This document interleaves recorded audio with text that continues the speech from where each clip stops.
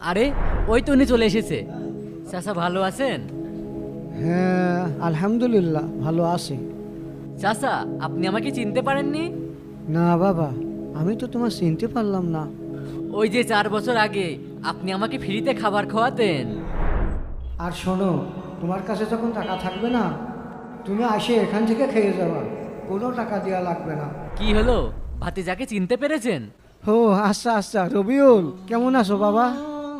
এই সজীব, তাড়াতাড়ি গিয়ে আমাদের দুজনের জন্য 2 কাপ কফি নিয়ে আয়।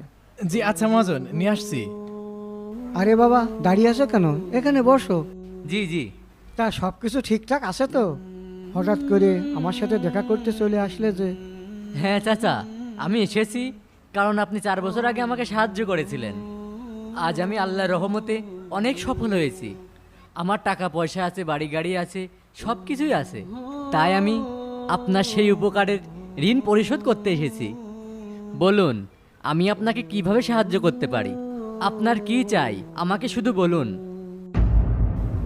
বাবা, তুমি কি মনে করো তুমি আমার ওই ঋণ পরিশোধ করতে পারবা? কেন পারবো না? অবশ্যই পারবো। আপনি শুধু আমাকে বলুন। না বাবা, পারবা না। কারণ আমি যখন তোমাকে সাহায্য করেছিলাম তখন আমি নিজেই গরিব ছিলাম। আর আজকে তুমি আমাকে সাহায্য করতে চাচ্ছ যখন তুমি টাকা পয়সার মালিক হয়ে গেছো। তাই আমার সাহায্যটাই বড়। কারণ কি জানো?